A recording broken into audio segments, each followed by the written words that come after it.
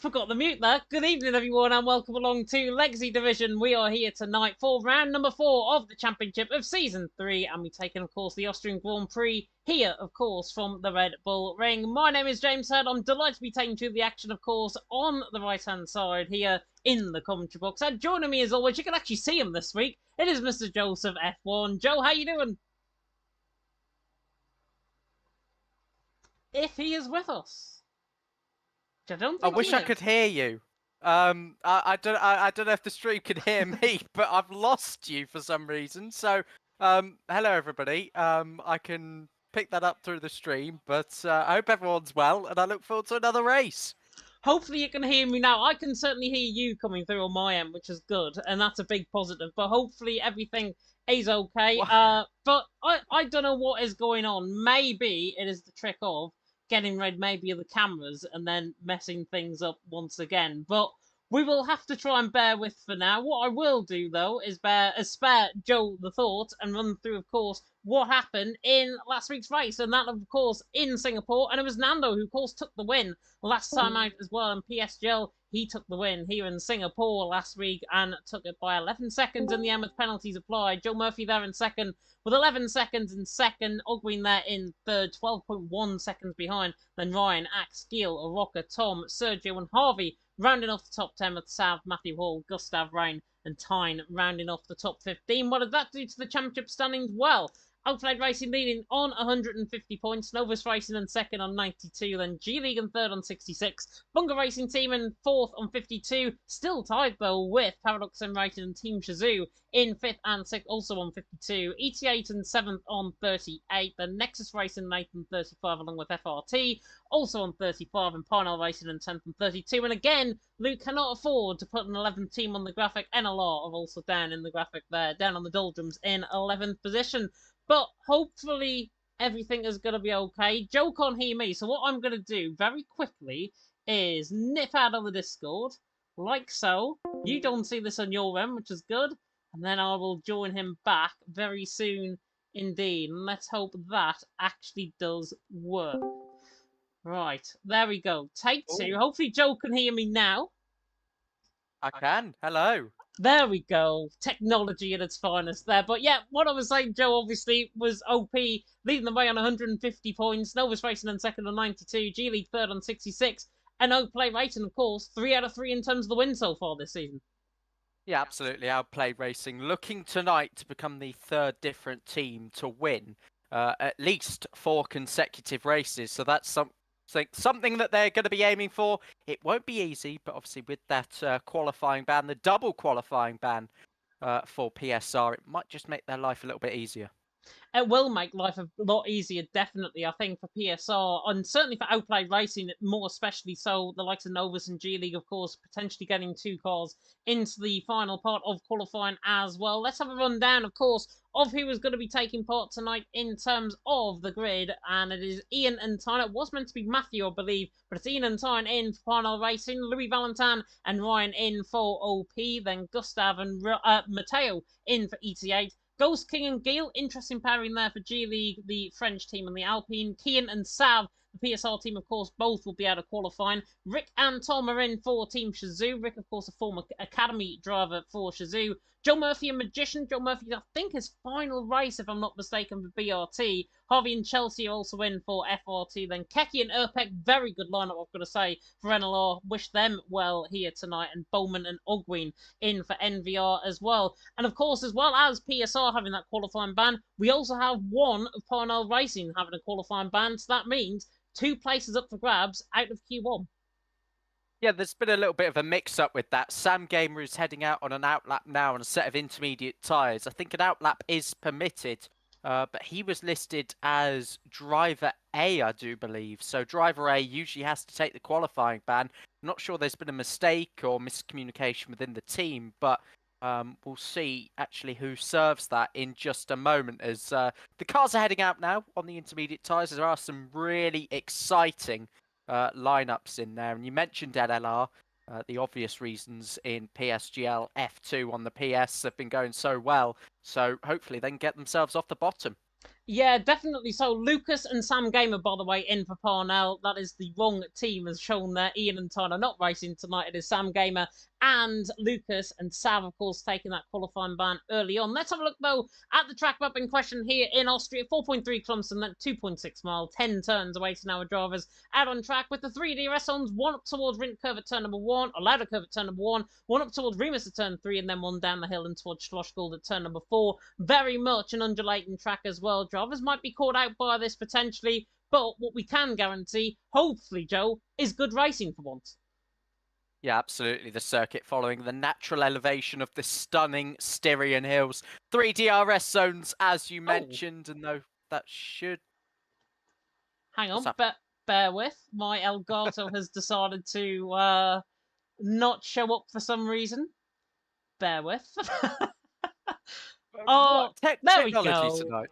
There we go. It's just, do you know what? It's because we got the cameras on for the first time and we didn't try it like 15 minutes beforehand. We were just rushing to start the stream. There we go. You can see the on-track action. That's good. At least it's not going to be radio commentary. And Dirk saying in the chat, the race is going to be inters to dries, which is going to add another spanner in the works. There's Magician there, set to pass lap at 107.3. We are about 5 seconds off what we should see in terms of lap times. Joe Murphy as well, also out on a run right now. But Magician out on top, BRT man to the top end. But, of course, these are only on intermediate compound tyres, which means that the dry running will come soon as Harvey now goes quickest. Yeah, I mean, they'll be using them in the race, we understand. So, yeah, this could be an exciting start of the race to come, especially with the changes in track conditions. Who will go early, who will go late in that crossover period. I think any race with a crossover period is one worth tuning into.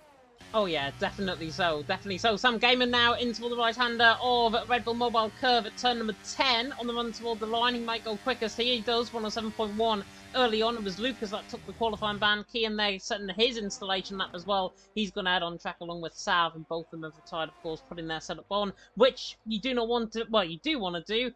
Otherwise, you'll be having very much a default setup, and you do not want that at around a track like this. As Joe Murphy now goes quickest than Sam Gamer by a tenth of a second. As I say, these are only on intermediate runs right now. They're not going to be setting the timing lightning quick, and you can tell by everyone staying in the pit lane who've got the set of soft compound tyre actually selected. They are going to be saving that compound tyre potentially for the race that'll come a little bit later on. As Dirk has mentioned in the chat, it's 10 minutes rain at the start, and then it's dry for the rest of the race. So that is going to be very intriguing, and that's why probably they're saving a dry compound tyre.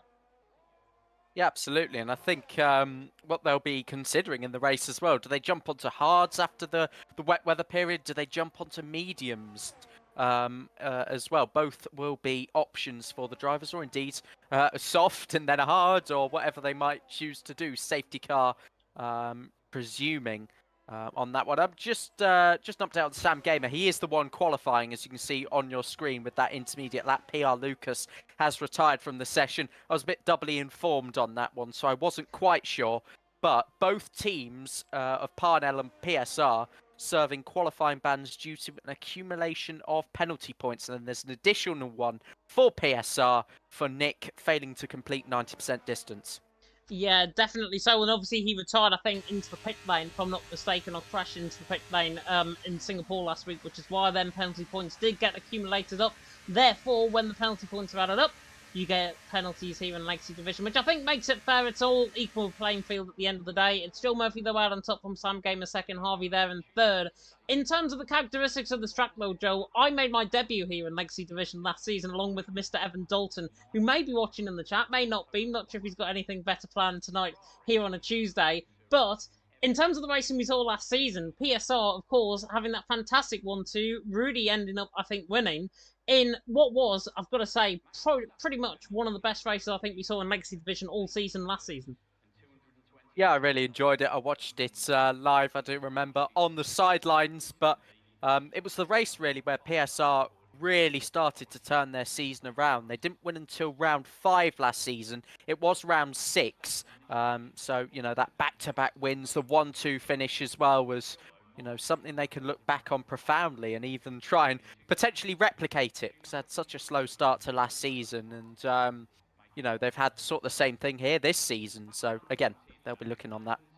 They will be, and PSR, of course, haven't had the best of start so far this season as well. Taking a look once again at the standings, while we haven't got any action out on track, let's have a look once again at the standings. Outplay Racing, of course, out on top, 150 points. Novus Racing second on 92, G League in third on 66. Paradox Sim Racing are in amongst that cluster of cars and of teams. Bunker Racing and Team Brazil also tied with them on 52 points. It hasn't been plain sailing for them so far, PSR. They, of course, merged with Talent Factory a little bit earlier on, just before the season actually started, when qualifiers were taking place. Just after that, they merged, part of Talent Factory. Therefore, Talent Factory no longer an entity in its own right. PSR now merging between. And I've got to be honest, Joe, I was expecting more from PSR than what they've actually done so far this season. Yeah, absolutely. I mean, personally, I think you'd be daft to say they'd fallen off, which I know a few people say, whether that be jokingly or try to seek a reaction. But they are capable of a lot better than fifth in the WOR Legacy division. We know that from their championship winning season on the back end of F1 22, but they've had some pretty nasty luck. I mean, Nick's internet, not something that he can control. We know just how good he is. Sav getting a pretty hefty penalty last week as well. There's been a few races where they can just write it off, really. And, they've got a big target now to try and catch up to Outplayed Racing. But you know what? I still think it's doable. It is doable. I mean, they had nil points at the end of round 1 in Monaco and ended up winning the championship by an 80-50 points. So PSR definitely going to be one of the teams to watch out for here tonight, as is this one potentially. The BRT man of Magician. We'll turn the timing tower from the left-hand side just so you get the full view of Magician coming through the final corner at the Red Bull Mobile curve on the run up to the hill in towards turn 1 at Lauda curve, of course famously named after Nicky Lauda, who tragically passed away just a couple of years ago. As Magician now comes through the right-hand turn 1 at Lauda curve, up the hill, passing the old MotoGP layout on the left-hand side. That chicane, and of course, for the motor racing around here. 15.9 in the first sector, already 6 tenths up, and already sliding his way. Fishtailing, coming to the right-hand turn number 3 at the top of the hill at Remus. Now on the run towards turn number 4 at Schlossgold, opening up the third DRS zone, the second one, of course, just before running up the hill and towards turn 3. Now in towards turn 4, though, at Schlossgold, for the man sitting in 4th position right now. Out on track, the Aston Martin delivering a good performance so far on this lap. As now comes in toward the Pirelli curve at turn number 6. Looking very nicely done indeed. 44.442 in the middle sector. Can't get any better than that from Magician. And of course, he'll be trying to get a run later on in this session as well, with this 18 minutes worth of qualifying being very, very potent indeed. As Magician now hits a little bit of traffic coming through the final couple of corners. Through turn 10 though, on the run toward the line, looking very good as he does so. 103.5, still way off what we should be seeing, I think, in terms of the lap times. We should be seeing 102s, but Magician there, 103.5, that is the benchmark that people have got to beat. Yeah, absolutely. And Joe Murphy, Shizou Tom crossing the line, going second, about half a tenth off of BRT Magician at the moment, as the first flying laps, the first proper flying laps of the session are starting to come in thick and fast now. The drivers quite well separated around there on the circuit, but even with 17 drivers in Q1 compared to the usual 20, we'll still be seeing some traffic problems towards the end of the session. Round in the final corner, next up is Matteo. He'll be joined shortly by his teammate Gustav. Matteo crosses the line. It's a 3.692 with Gustav now crossing the line as well. And I think he has, he's hit the timing beam now, and he has gone, he invalidated that lap. My apologies, yeah. He was invalid. Gil, however, not invalid, looking very quick indeed, the Frenchman on the run toward the line, and he goes top, 103.474 from Gil, so puts it ahead of Magician by a good tenth of a second there. Harvey there in third, now ahead of Tom. Liam Bowman on a lap as well, set a 15.9 in the first sector. The NVR man has been flying, the Scotsman. Could he be the flying Scotsman out on track? Well, he's certainly showing that in the middle sector. 44.3. Bit of a fish slide there. Coming out of turn number 8. On the run towards Worth Curve at turn number 9. And Liam Bowman looking to try and provide NVR with another good result here in Q1. As now comes through the final couple of corners in the Williams. Sam Gamer now cutting the timing beam to go second. But in the end, Liam Bowman, 103.5, goes fourth. Very, very much a solid lap there from the Williams. But it's Gil out on top. It's Sam Gamer second. Magician there in third. We've also got Louis Valentine, who of course won a couple of weeks ago in Monaco. On the run toward the line, he comes. The Ferrari in the end goes 13th. 103.9. Must have made a mistake on that lap for him to be that slow. Yeah, that is not very characteristic of Louis Valentin, who, like you mentioned, won by 30 seconds at the Monaco Grand Prix on track. A ridiculous margin. I don't think it'll quite have that same comfort today, with Austria being so notorious for its DRS trains, close racing, and lap times down to the millisecond. Yeah, definitely. So, Enelot Erpek as well, going for a second run. Not something you normally see around here in Austria. Going for one run, going for basically a bank run, 107.7, and now Erpek going for another timed run on towards the right-hand return number 10. And looking very, very decent here, the NLR man, as he comes towards the line, cuts the timing beam with a 103.632. So, good lap there by Erpek. That's his second run, though, on that set of softs. The only other man to do that as well, Joe Murphy, and look where he is, 5 thousandths of a second between Erpek and Erpek to Keki, separated by only 9 hundredths of a second. So that is the fine, thin margins that we're talking about. Remember, Lucas, Sav, and Kian out of the session already with qualifying bans, means 2 spots available to go out of Q1, and it could mean, Joe, as well, some big teams potentially further down the field, the likes of your GLs, the likes of your FVRs as well, not NVR, NVRs I should say, BRT as well, they could get potentially both drivers into Q2 for the first time this season. Yeah, they could do, and they need that, especially if they want to be pushing up towards the higher ends of the championship. Big fight going on at the moment for P2, and then, of course, P3 and 4 as well, as you saw on the standings just a moment ago. Everybody now in the pit lanes. We've got a little bit of a dull period. Erpek actually just about to make his way back in as well. I didn't exclude him deliberately. But of course, no slipstreaming allowed in the WOR Legacy division, so everybody will be heading out at a very similar time in order to avoid that late traffic in the session. We've got an Alpine rolling to the end of the pit lane. It's Ghost King. He needs a better lap than what he's got at the moment, and he's taking the punt and going slightly earlier. Yeah, the Frenchman here coming out of the pit lane in the Alpine. Ghost King, of course, formerly, I think, of part of the One team before joining GL. Of course, they merged a little while ago. Ghost King there in 12th position, 103.7. Magician feels like he's done enough. A 103.5. That is cutting it thin. If I've got to be frank, 103.5, I do not feel is enough for him to potentially get through into Q2. Sam Gamer doing the same thing as well. They are going to be, I know there's only 2 spots available for the end of Q1, but Louis Valentin on a 103.942 is in trouble. Rick is in trouble with a 103.9. Everyone else is 103.7s or higher, and there is hardly any room for error. So that means Sam Gamer Magician, I think personally, have taken a punt there, have retired in the pit lane, thinking that they can't improve on their final runs, thinking that other people can't improve on their final runs. They are living very dangerously, pretty much like Sunderland in the relegation zone in the Premier League. Oh, thanks. Oh, that's just what I needed, James. I did say Sunderland, not Leicester, to be fair. Oh, it's... even I can't escape the relegation jokes, goodness. Well, statistically, how many drivers are likely to improve by a 10th in this situation? Usually you'd say not many, but around here in Austria, yeah, they might be cutting it fine, because a 10th or no, even half a 10th for some of these drivers could start knocking Magician and Sam Gamer just down the order slightly. But second and third at the moment, I think they are quite comfortable personally in advancing on to Q2. Louis Valentin is already out there, by the way. He's on his next flying lap, 300ths up in the first sector. DRS open then for the second time down in towards turn number 4. Bit of a crest as you go over and then under the advertising where just before you pick your braking point, roll it in. Third gear, nice traction out of the corner as well. Sector 2 splitting coming. This is a big lap for the Monaco Grand Prix winner.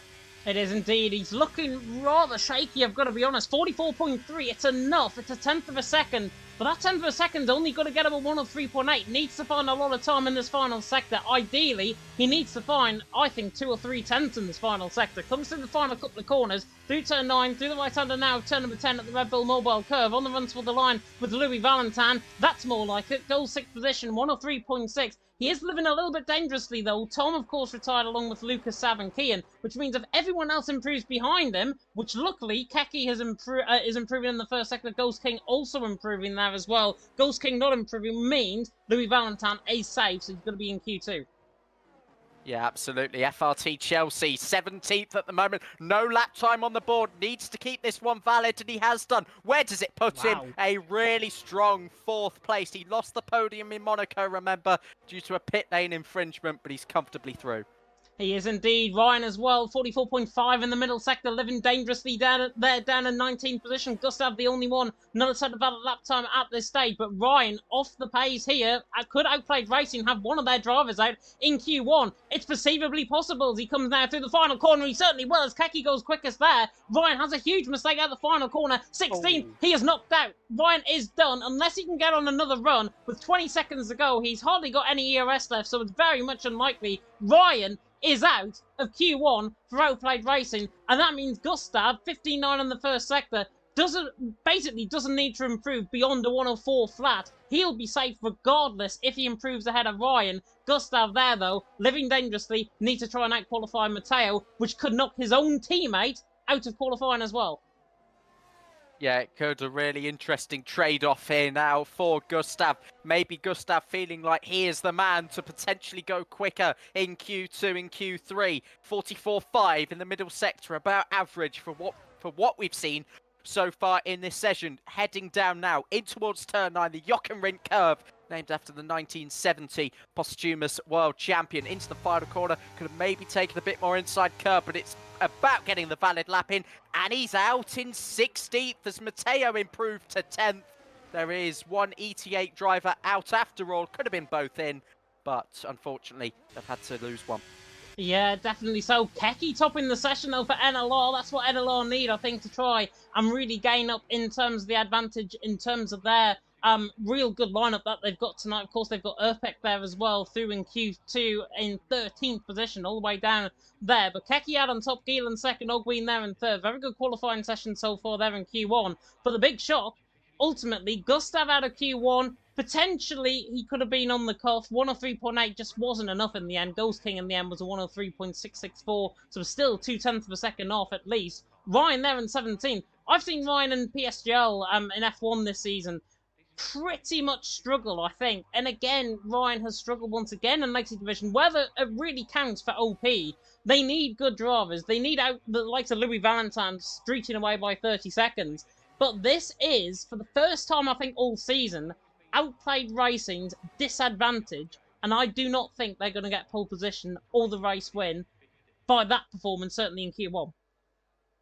Well, it opens the door, doesn't it, for a different team to get onto pole position. I believe it's Outplayed Racing who have 2, PSR who have 1. So, can another team go and jump up to the top of the timesheets this evening? It's Keke in Q1 that takes top spot. He won the PSGL F2 race in Austria. He knows all about this circuit.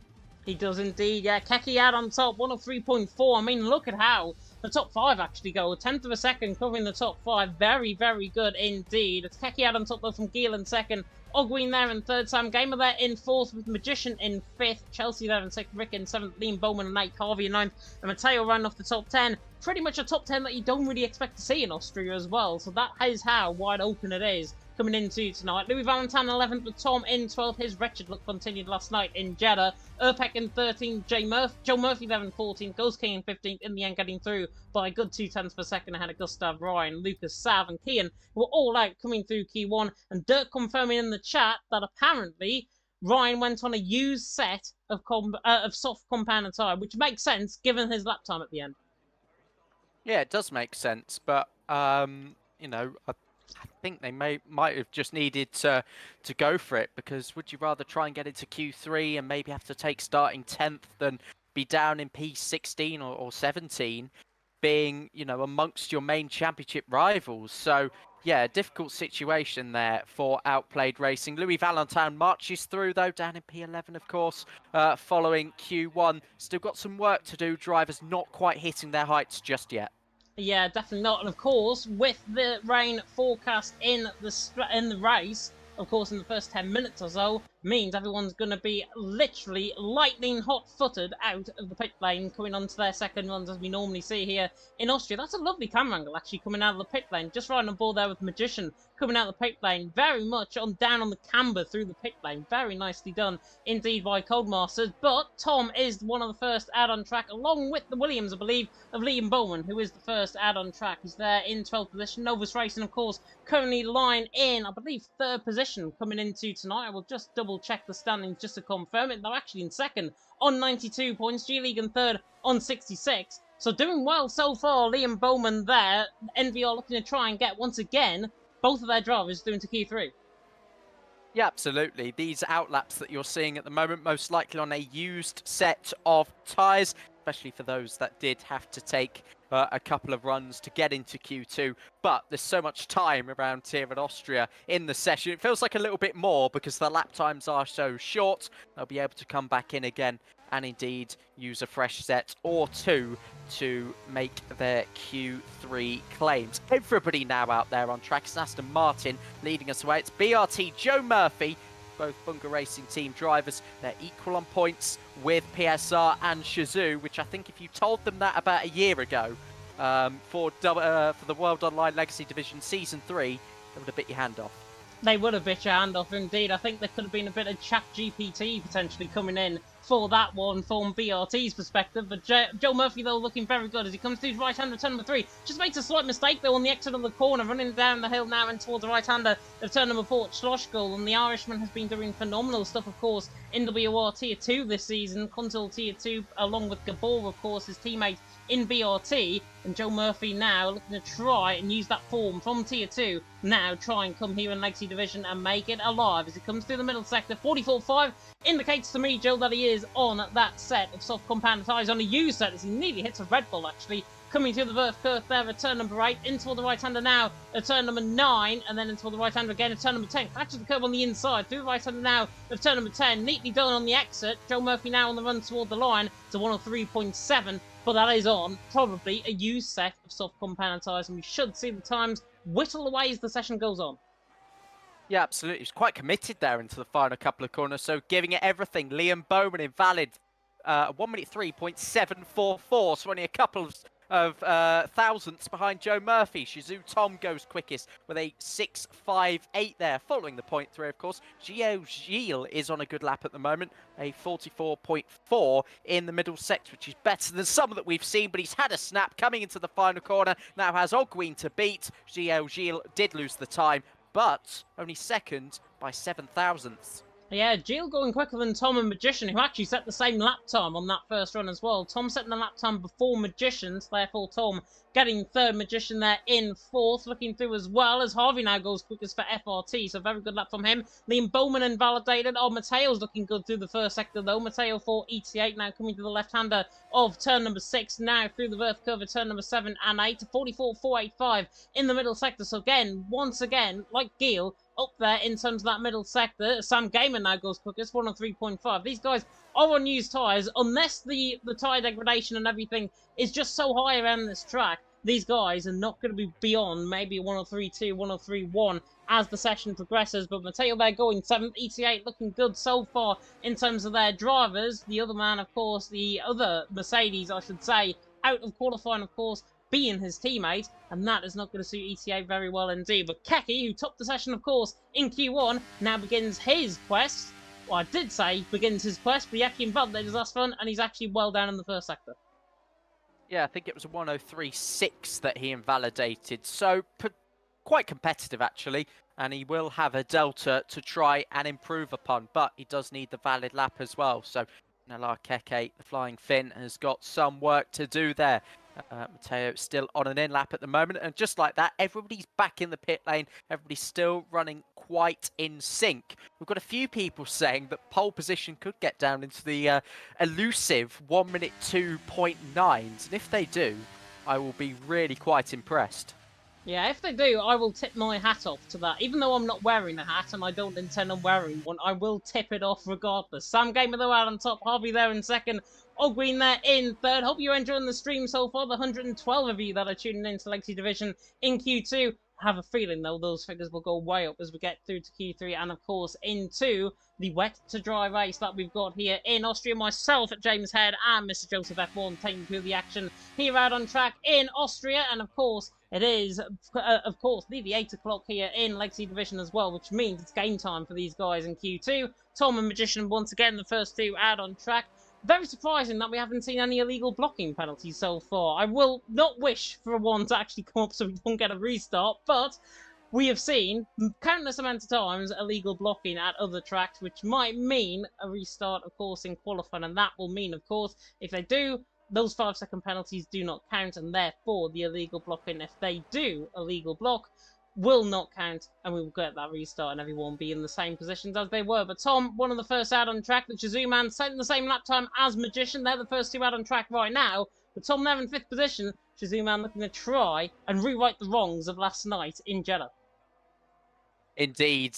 You mentioned the grid blocking penalties. I actually can't remember the last time in WOR I've commentated a race and we haven't had a restart. So I hope it's tonight. And I echo your statement entirely. But Shazoo Tom, bit of a bumpy outside there of turn 9. While we're on these slow laps, we can just appreciate the attention to detail of the circuit a little bit more. But it's foot to the floor for Shazoo Tom, as just like that, he's away and setting another flying lap with a 103.658 as his Q2 personal best. He's got about a tenth to find to go first at the top of this session as the Alpine yields. He cuts through the middle of the MotoGP chicane and up towards turn 3.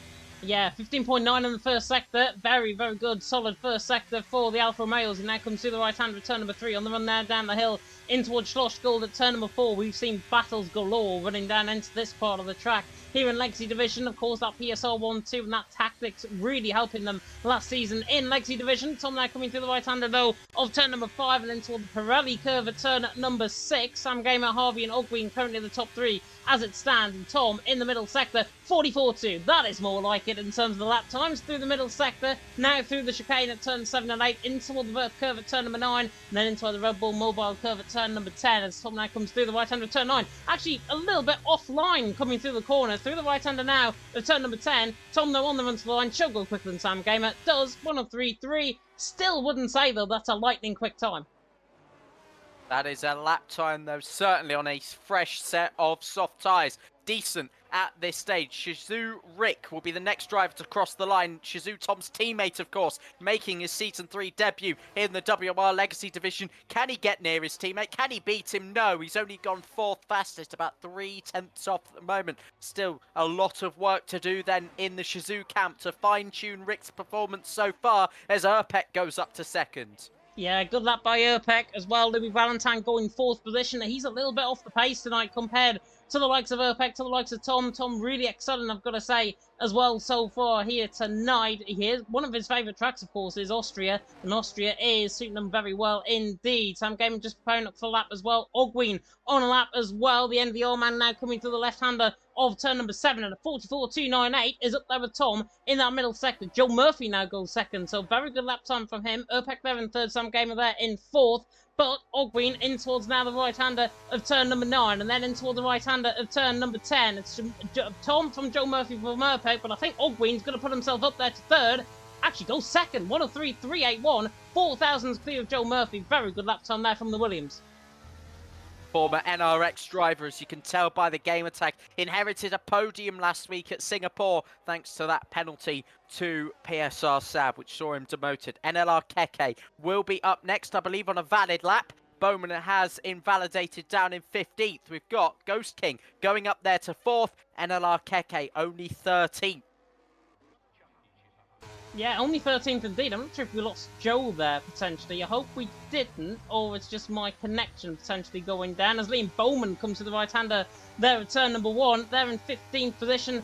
They're not getting onto his lap by the looks of it. This comes through that right-hander into the left of turn 2 and 3. And a 16.2 in the first sector, well off. If I was Liam Bowman, I'd now bin this into the quick lane and actually go for another run onto a set of soft compound tyres with 5 minutes to go. It's Tom out on top, though. Ogween in 2nd. Joe Murphy there in 3rd. Keke there as well, just on a run. He's 7/10 down, though, out of the first sector. So Keke not looking good, but that is still him on a set of used tyres, I think. So NLR actually providing it to be very interesting so far. There is Keki's on board, by the way, coming to the left-hander. He is still trying to push for this lap, but he's not on a run, which means Keki's on a used set of tyres. You can tell by the absolute grip levels on the right-hand side there in terms of the blistering going through the centre of the tyre. Very difficult to see on our camera angle, but the blistering going through the centre of the tyre there for Keki. In there in 13th position, not looking too bad, but the man who forced top Q1 is now currently in 13th, unlucky for some, and currently, as it stands, out of Q2. Yeah, absolutely, and that just shows you the highs and the lows of Austria that you can experience in a very quick space of time. As you said, from P1 down into P13 now. We've already got drivers starting to creep their way out of the pit lane, including Louis Valentin, P11 in Q1. If you were to replicate those results and put it in Q2, yeah, it means he'd be out and not be able to partake in Q3. So, needs to again find an improvement. BRT Magician getting out there onto the circuit as well. Some work to do from P12, but as you mentioned, if they are now jumping onto a fresh set of tyres, they'll feel confident. They'll feel like they can attack every corner and just give it everything. Yeah, definitely so. Luke, by the way, there on the WOR account saying, how is Harvey there? Xbox Grip replies, Nick, I just think it's skill. It is skill, and it's simply skill that both of us in the commentary box actually don't have when driving in league racing, and I'm actually glad we're not out there, to be honest, competing with these guys, because I think I'd be outside of the 107% rule at this stage. But Tom Ad on top, Ogween there in second, Joe Murphy there in third. Big thank you, by the way, because I've just been made moderator on the chat, which means I can put slap wrists on you, naughty lot. But Magician into the right-hander turn of one has just sent up on a lap the Aston Martin coming through the right-hander, looking very decent indeed. And the Aston Martin now up the hill in towards turns 2 and 3, and a 103.6. We expect him to find at least 2 or 3 tenths of a second, as he does do that in the first second of the 15.8. He does indeed, 1,000th up on his personal best time.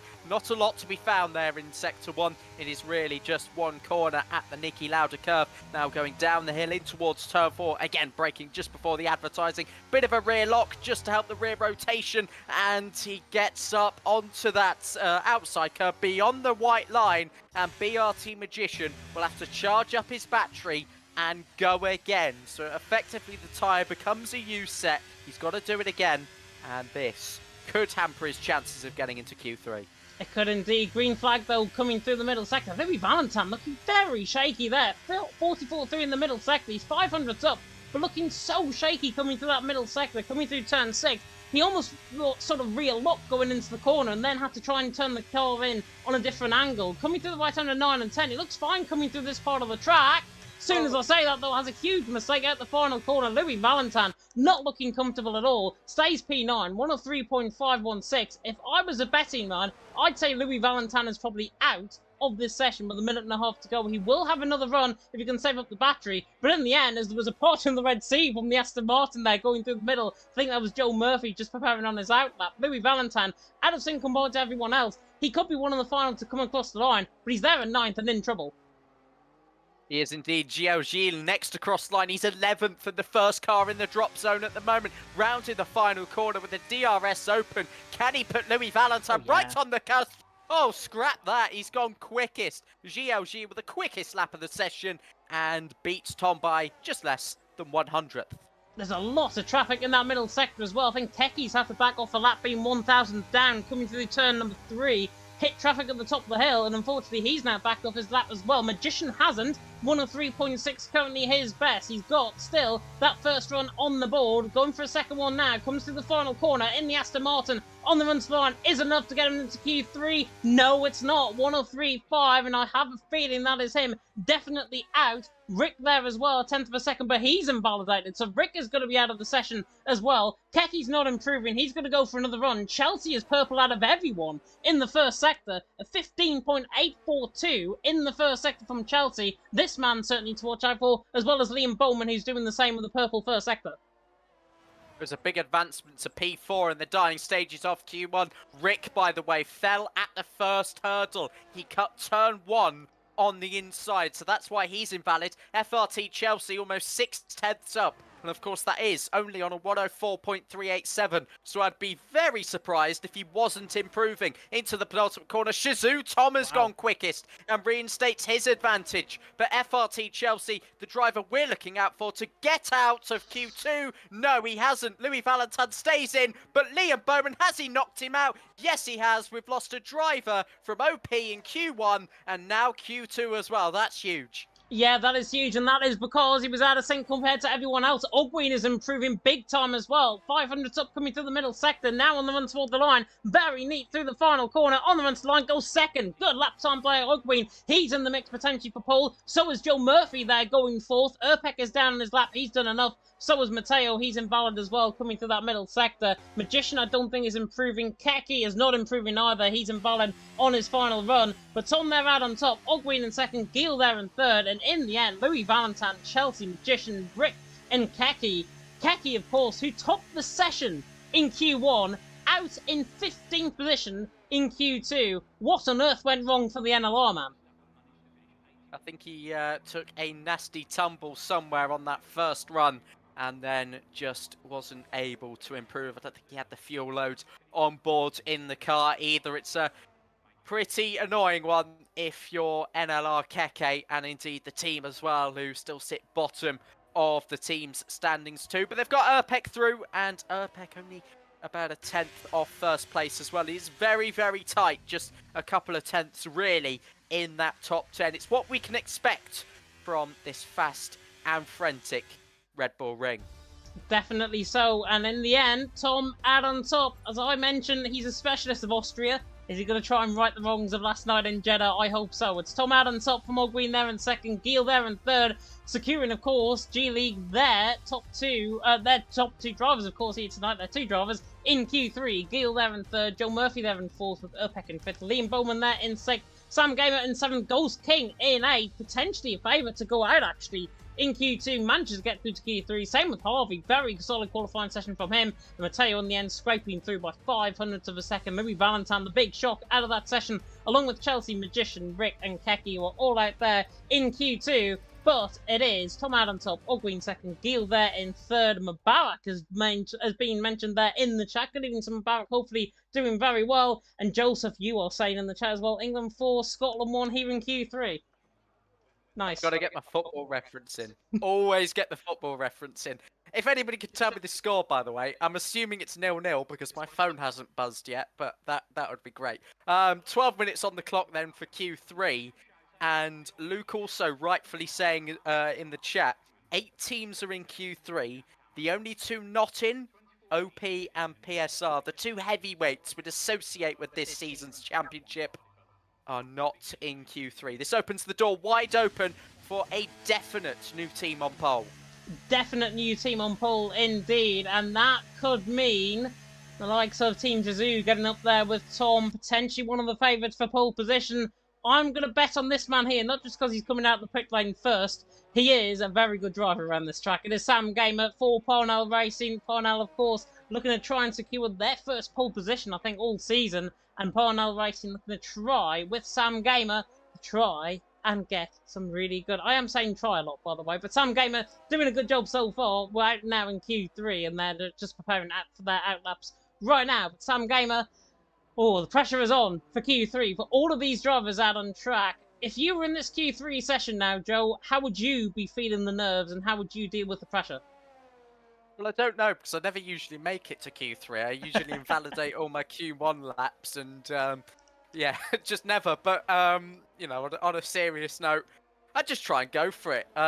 You know, I know that my expectation might have been slightly less than this, because I know there'll be drivers in here going, oh, I didn't expect to be in Q3. I didn't really practice this sort of qualifying condition. So why not just go for it? Every single lap, try and focus on every corner and make yourself a hero. Yeah, definitely. So hopefully, like England against Scotland tonight as well, being made heroes, we've got to beat the Scottish. Surely Liam Bowman will not be very happy with that one, I am sure. It is 0-0, by the way, in terms of the football, if you are very much interested. But If you're not interested and you're more interested in Formula 1, we've got just the tonic for you as Sam Gamer now comes through the final corner at turn number 10 and on the run towards the line. Let's ride on board with him as he comes now up the hill in towards the left-hander now, or the right-hander, I should say, of Louder Curve at turn number 1. Negotiates the curve very nicely indeed. Comes out of turn number 1 and out the hill through the left-hander of turn number 2 and then in towards the famous Remus curve at turn number 3. And a very good first sector. I've just turned the timing tower off on the left-hand side. That is not a help whatsoever. His first sector was pretty good, I can guarantee you that. This now comes down the hill into the right-hander of turn number 4. But it's Sam Gamer, Uppbeat and Harvey, the top 3, just getting their lap times now on the board. Gil and Tom, the final 2. And actually interesting fact with Uppbeat, Harvey just coming out of the pit lane now, they're out of sync compared to everyone else, meaning they could have the better tyre grip as the session goes on. Sam Gamer though in the middle sector, 44.3, suggests to me he's on a fresh set of softs, compound tyres being validated at turn 7. Yeah, Harv also at a 44.3 coming through. Turn number 7 now. Sam Gamer pulls off into the pit lane, doing the right thing that you'll expect the drivers to do in the race. We'll touch on the pit lane rules when we see it happen in the race. But Harvey round to the final corner. He will have provisional pole in the WOR Legacy Division, but there's still work to be done on that 1 minute 3.601. I believe it's Ghost King next across line, but he was invalid too.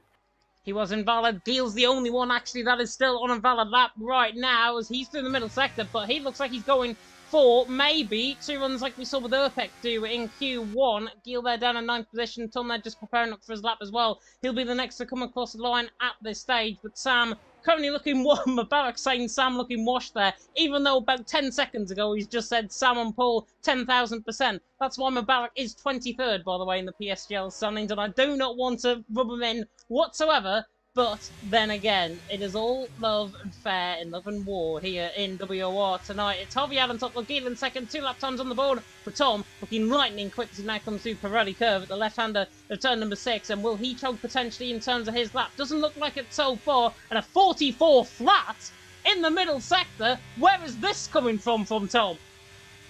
Hello, Thomas, down in towards turn 9 in the Alfa Romeo.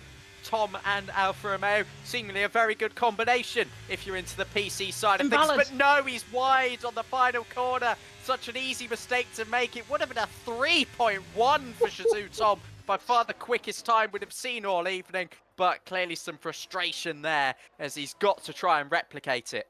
Yeah, definite frustration on his perspective. The Brit there down in 10th position, choking at the final stage of that lap. Uppbeat, by the way, 44.3. I'm not sure if the timings have got out of sync. Certainly on my end they have, so might just be that they're off a couple of tenths compared to what we're seeing in terms of the spectate mode on my end anyways. Uppbeat there coming through the right-hander at turn number 9, then through the right-hander now at turn number 10. But again, he's very shaky coming out of the corner. Nearly invalidates coming on the exit. Uppbeat down to the line, goes quickest, 103.4, but nowhere near what we should be expecting from these guys. Matteo, though, 44.5 in the middle sector. Not looking good enough so far to maybe knock off Uppbeat on the top spot. Harvey and Gil there in second and third. Might not even go quicker. But in the end, Uppbeat, Harvey, Gil currently the top 3. Matteo there now coming through the final corner. He's invalid, though, coming out of turn number 9. That's unfortunate for him. But both NVR drivers, Joe, Ogween and Liam Bowman, now starting up on laps. Ogween furthest on.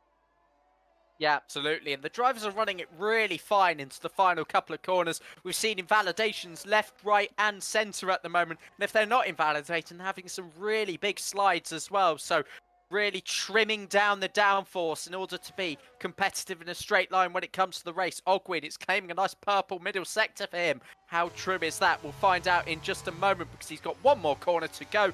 Rounding turn number 10, he does keep it within the white lines. It looked really planted for NRX Ogwin, who crosses the line and goes second, about half a tenth behind Uppbeat. Oh, but Liam Bowman is responding. It's a 44-1 in the middle sector from Liam Bowman. Lightning quick from the Scotsman, and as now the Scotsman going to come flying as he comes through the right-hander now at turn number 9 and into the right-hander at turn number 10. This is surely potentially a bid for pole position early on. Bowman to the line, 103.168. Big lap time from the Scotsman. Uppbeat there in second, Ogween there in third, and if the score right now is in the football 0-0, it's 1-0 to Scotland here in Q3. Absolutely. Liam Bowman with a lap that got very close to Tom's invalid run. I think just half a tenth off on that occasion, but he has pole position, provisional pole at the moment, because Tom invalidated at the final corner. The FIA stewards being just as strict as they were in real life. But of course, an invalidation is an invalidation, especially around here in Austria. The white lines are non-negotiable. It's about who can stay within them going on to the final lap. Sam Gamer, by the way, is on another flying lap already. I think it was a 15.9 in the first sector, if I saw it correctly, heading down in towards 4.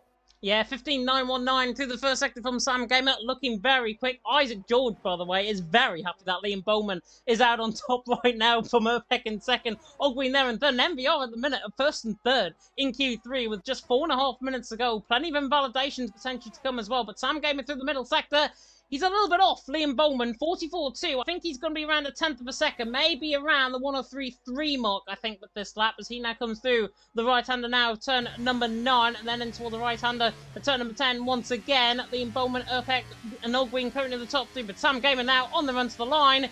Goes second, 103.229, in fact, 10th quicker than what I even predicted, but Liam Bowman, Sam Gamer, Uppbeat there on top. Mubarak saying he's your real pad goat and Xbox Liam. Bowman is doing very well, I've got to say. And Liam Boot saying in the chat, Liam or Sam for pole. I certainly think it'll be both of them, or the man sitting down in 10th position, who is a one-lap specialist around here in Tom.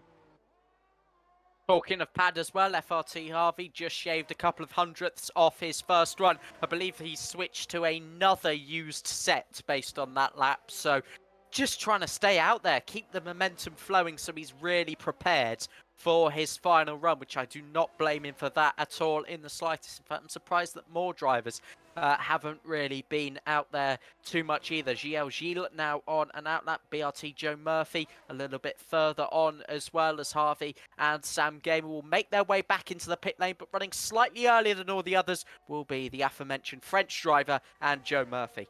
Yeah, definitely so. Isaac George, by the way, in the chat, putting the lyrics there to Rocking All Over the World by Status Quo.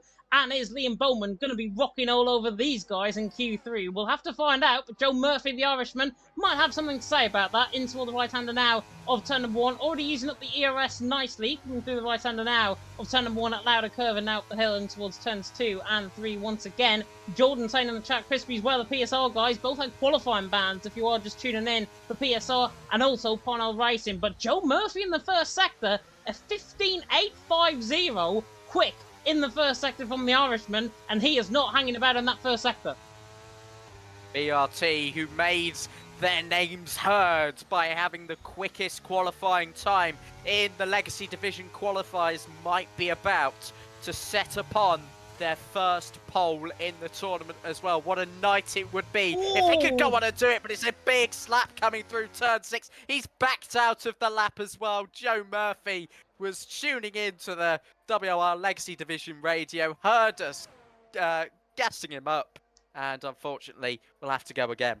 Yeah, gassing them up more like gassing them down, I think, with that big mistake coming out of turn number 6 at Pirelli Curve. Did very well, I've got to say, to recover that car. If that was me, I'd be in the wall, probably on the left-hand side, somewhere off in the distance, maybe beside the bull, if I'm not questioning my own ability around this track. Gil, by the way, is going for a second run on his laps like he did, of course, with his first run. 103.697 is his current best. He's there in 6th position, but he will go for another run, as will Uppbeat. Uppbeat has just started, but he's just invalidated as I've got on board with him, coming through the right-hand of turn number 1, and that is not the way you want to start off your session here on your final run, certainly in Q3. And will Uppbeat have the chance to get another run? I'm just trying to see the timer behind the lap 2 caution that we've got there. Hopefully the guys will speed up coming through the first sector. No illegal blocking, by the way, so far, which has been very good, but Uppbeat there in 3rd position with a minute on the clock. He will have enough time, but he's got to save up that battery and save his tyres.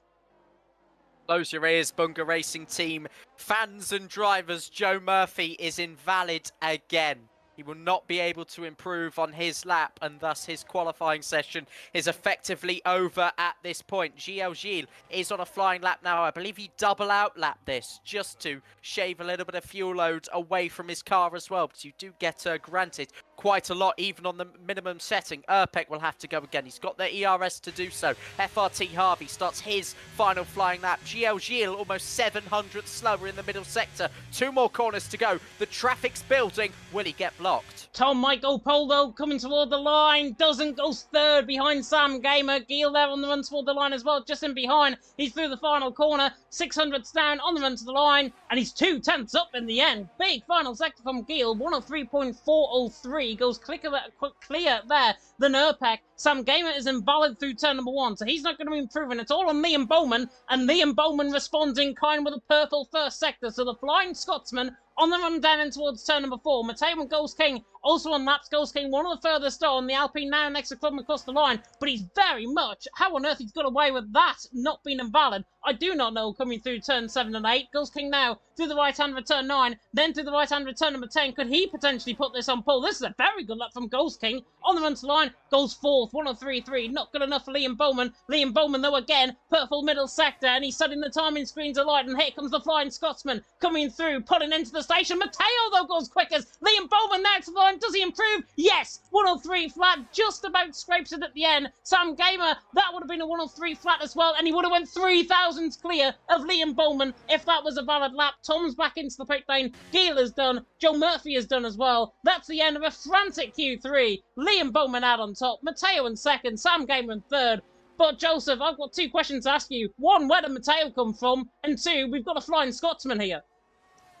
Oh, that was incredible. Bowman, it looked like he lost it on my end as he went through into that final corner. But that lap was stunning from start to finish. And he rightfully earns his first pole position just a few days on from when he got his first Tier 1 pole position in WOR as well. That didn't quite materialise just a few laps into the race. But this time, he might have to get it right. And Mateo, by the way, outstanding to get ET8 onto the front row as well. That is something they can be very proud of indeed. They've got Parnell, they've got Shizou in behind as well as 4 different teams occupy the top 4. Yeah, Mateo, by the way, in second. He's won around here in Esports Masters League before, a team event that I've covered in the past. He's won here before, so I'm not surprised to see him up there in second. It's just a huge shock to see him actually out-qualify Sam Gamer and Tom. Big lap time, though, from Liam Bowman. Out on top. A good 10th of a second, actually, between first and second in the end. We'll give you the full rundown very soon indeed. And it's Liam Bowman out on top for Mateo there in second. Sam Gamer there in third. And 2/10 of a second covering the top 3. Very much sparse, I think, for Austrian standards, put it that way. Tom there in 4th, with Uggreen there in 5th. Ghost King only 4,000s off there, Uggreen for 5th. Gil there in 7th with Urpek in 8th. Harvey there in 9th. And then Joe Murphy, BRT, getting one of their drivers through, of course, in Q2 and Q3, I should say. Joe Murphy there in 10th. In the end, not getting a valid lap time on the board. And what could have been for Sam Gamer if he actually got that lap time in? What we're going to do is, like the drivers, take a little bit of a break. We are going to be going for, I think, about 4 or 5 minutes, and then we'll get back going again. But until then, a word from our sponsors, and this time, no potty mouths from us.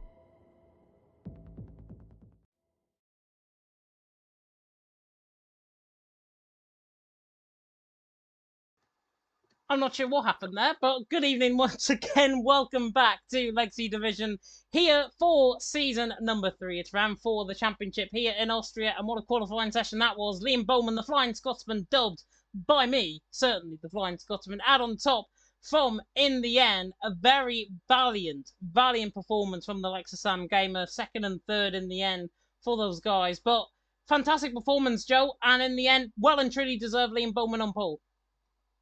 Yeah, absolutely. A brilliant lap. As I said before, conditions looking a lot different. You can't see them at the moment, but the rain coming down quite heavily indeed, though the intermediates still the favoured option so far. Whatever happens, this is going to be a chaotic start as drivers will be on the dry setups waiting for that dry period. The crossover, who knows what tyres they'll jump onto, as I said, all the way back in Q1. I wasn't expecting this sort of intensity.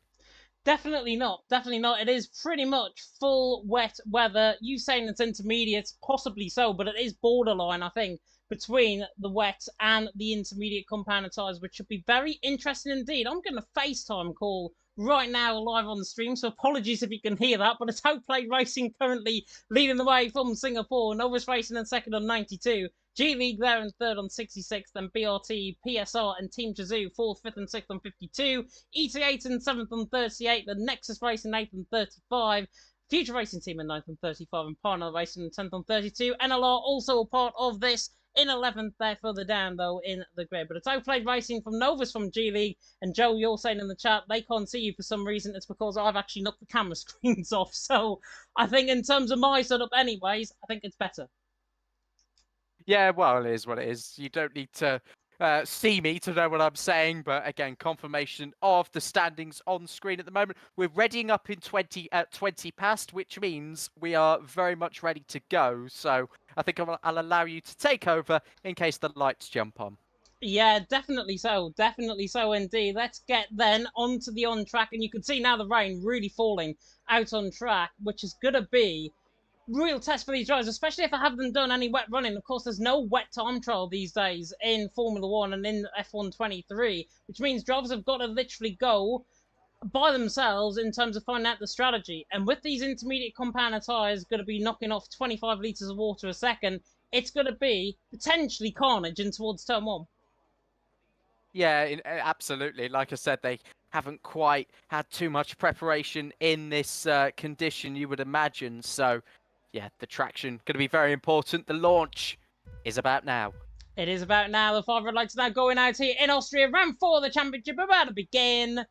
And it is lights and away we go. Liam Bowman shaky off the start. Sam Gamer arguably with the best start. Might get alongside Matteo and towards turn number 1. The Red Bull on the outside of the Mercedes. It comes around the outside of turn number 1. That's a beautiful move from Sam Gamer. Already up to 2nd. Everyone I think is clean through in the background. But Liam Bowman there already scooting away. 6/10 clear of Matteo in 2nd. Sam Gamer there in 3rd. They run up the hill for the first time. Pretty much everyone's got through clean. Although they're split into 2 further down the field. That's Magician, Keki, Lucas and Gustav further down the field playing with fire. But Liam Bowman leading. Matteo though still side by side with Sam Gamer running down the hill in towards Schloss Gold at turn number 4. Is the Mercedes going to try and brave it around the outside? No. Red Bull very late on the brake. Sam Gamer might give Matteo a lock in, but there's an Alpine round and Ghost King. He's been caught up with Ogween, I think, in that. Joe Murphy involved in that as well. I think everyone's got back going again. But Liam Bowman leading. Sam Gamer in 2nd. Matteo there in 3rd. Good start, but Ghost King in the end getting, I think, tapped either by his teammate or by Ogween. Yeah, it looked like potentially Ogwin as he was slow exiting 4 as well. We've also seen the Mercedes and Red Bull collide there before. They didn't on this occasion as the top 4, well, only one change amongst them as Sam Gamer did clear Matteo in the end. At the end of lap 1, everybody is still very much in this train. Everybody's still with a sniff at going forward in this race. Gilles, though, has had a pretty poor final corner. He's got Urpek on the back of him. We might see some early moves. Oh, and the side-by-side in the background as well. This is for 18. Gustav and Kian side-by-side. Pretty much getting the elbows out there, Kian. Through into 18th. Ghost King now through into 19th. And Gustav there down the field, right at the back of the field. Tom, though, on the back on Matteo, maybe looking for the move further down the field, though. Parnell Lucas is looking for the move along with Chelsea and Harvey. We're side by side for FRT right in the mid-pack. Lucas does get the run on Ogween coming out of the corner, and that is Lucas through, and he's into 12th position. So good move there. Magician there, along with Keki running side by side down the hill and towards turn number 4. There's a Red Bull diving it to the inside on. That's Lucas. far too late on the brakes, maybe getting contact there with Rick, just about got away with it, luckily, and he's still actually side by side running through the corner. Lucas and Rick now side by side, coming through Pirelli curve at turn number 6. If Lucas hangs this around the outside, this will be absolutely marvellous, but Rick in the end cuts him off at the pass, and he's through and he's into 11th, and Lucas there cannot find a way through. That rear locking cost the into turn 4. Yeah, Lucas still up 6 positions, though. The biggest gainer so far in this pack following a qualifying ban for Parnell Racing. A driver that's not far away from switching over to Fanatec, he says. So, you know, just making the most of his pads in these wet conditions while he still can. And what a start he's had as we go on now to lap 3. No DRS, that will come later on and will be the marker, the crossover point between the Inters and the Slicks. For the time being, overtaking still tricky. Yeah, overtaking still tricky. It'll probably happen further down the field. The FLT boys are running side by side. I'm going to go on board with Ryan, looking up the inside line. A Magician, and he is going to get the move done maybe towards the inside of turn number 3. And again, elbows out on the back and the foreground a shot as Rick and Harvey once again are side by side. Ogween running side by side. Beautiful helicopter cam as we run on board now with the Williams and the Red Bull running down the hill in towards turn number 4. The Red Bull now looks towards the inside line on the Williams, trying to get the job done through Schlossgold. The Red Bull, I think, is going to get ahead, and it's Lucas ahead of Ogween, so maintains that position, does the Red Bull. He's up 6 positions from the start. Ogween, after that bit of contact, is down 8, but look there, side by side once again between Ogween and Lucas, and now Ogween's back through, so they trade positions like something is not right. It's phenomenal racing, though. Ogween there in 12th, Lucas there in 13th, Keki in 14th. Keki probably wondering, you guys make contact, I'm here to pick up 2 free positions.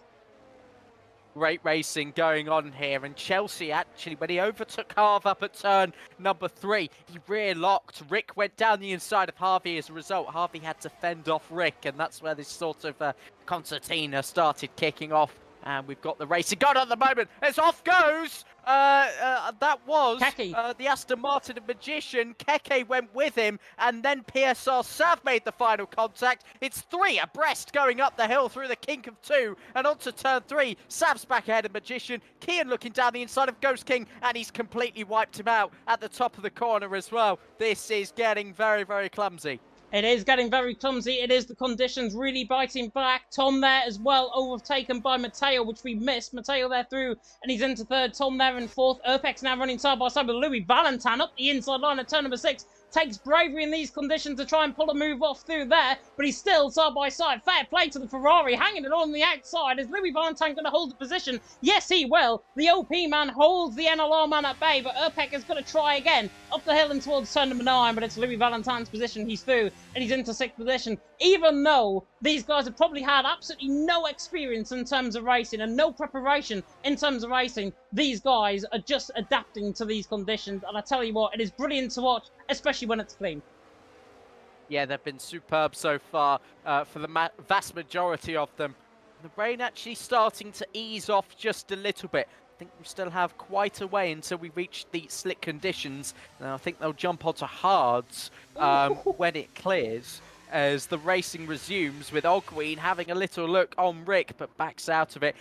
Wide again goes Chelsea. He's really struggling at turn 3. Keke and Gustav side by side as well. Magician trying to get back ahead of Sav. PSR still running. Well, they were running nose to tail. Then the contact came in, but they've managed to settle themselves down into 15th and 16th. Yeah, Keki's running side by side as well. This is for the plumb last points, right down the back end of the field. Remember, top 15 do get points, so these guys are out of the points, but they're not out of the fight. And look at the Alpine Ghost King looking to the inside line now, coming through the right-hander now, or the left-hander as it comes through turn number 6. He goes out wide, trying to find that traction, like the Max Verstappen line through there. Keki, I think, has got right side end plate damage. I definitely saw some front wing fly. It's Keki's, I think, so the NLR man maybe waiting until the dries come around. He's there in 19th, Ghost King there in 20th, doing a good job. But Sam Gamer leading the way, fastest up the race, now pulling the gap out to a 2nd. From Liam Bowman in 2nd, Matteo there in 3rd, Tom there in 4th. Everyone, by the way, on a set of intermediate compound tyres. I forgot to change back to the tyre graphic there, but Liam Bowman on the back of Sam Gamer. He's good in the first sector and good up the straights, but it seems like everywhere else, Sam Gamer has just got that advantage, as Rick has got the advantage on Harvey. Run up the hill and towards turn number 3 at Remus. Is he going to look to the inside line? The Alfa Romeo on the back of the Haas. The Williams might get the run on the corner as well. That is Ogween right in behind. He's not close enough, but Harvey manages to hold the position around the outside. Nice move. Yeah, absolutely. Harvey's getting some great traction on the exit of 3, unlike his teammate, ironically. So, still, at this point, both drivers showing their strengths and weaknesses in these conditions. Gustav and Keke, not for the first time, wheel to wheel. Keke with some end plate damage on the right-hand side, so it's a miracle that he's able to carry on as he is, with Gustav having a big slide coming out of turn 4 as well. And both still going forward here. Nobody's taken a trip to the pit lane yet. They'll avoid it, even if they have some damage, because inevitably they'll have to change it anyway when we come to the crossover.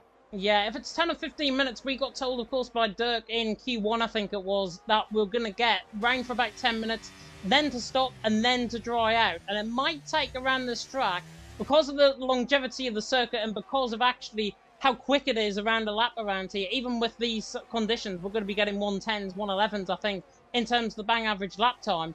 It means that we're going to see potentially the rain stop and then the track to dry out slower than what you guys might be thinking at home, which might be the case for the guys at the back, like Keke, who's got that damage. Of course, to stay out there as Ryan and Kian are side by side. Oh, I'd like to see this battle between them both. OP and PSR running down the hill in towards turn number 4, line abreast, pretty much the enemies of last season, looking to try and get enemies again. But Kian and Ryan, that's not how you make a friend, my friend. Kian there in 14th, Ryan there in 15th, and the Ferrari bullied out the way there by the McLaren, I would say. But it did look like there was a little bit of lag.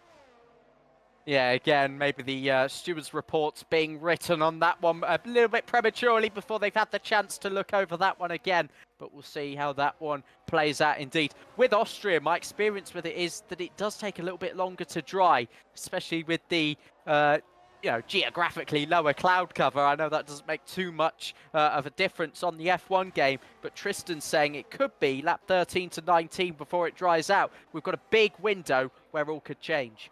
It could be indeed. It could be that big window as Harvey and Chelsea once again are side by side for FRT running up the hill in towards turn number 3 at Remus. And Chelsea taking a very weird line there on the outside curve, maybe to try and get the traction on the exit of the corner. We saw him many occasions so far in this race take that wider line. I'm looking at the rain though. I think the rain is actually stopping out on track, so it's not going to be too far away for the transition from inters into dries. And that now means whether or not we're going to see drivers on a set of hards or a set of mediums. There is no chance you can get drivers on a set of softs going to the end of the race. It's just frankly impossible. Say if the rain was to stop and then we were to get everyone in by lap 13 or 14, which is what I'm thinking right now, we are only going to get 21 laps of racing, potentially to the checkered flag, which means hards or mediums, not softs, the way to go, I think, in terms of the drivers. And I think, Joe, if I was a betting man, and I sometimes am, I'm going to say maybe a majority of guys going for mediums rather than hards.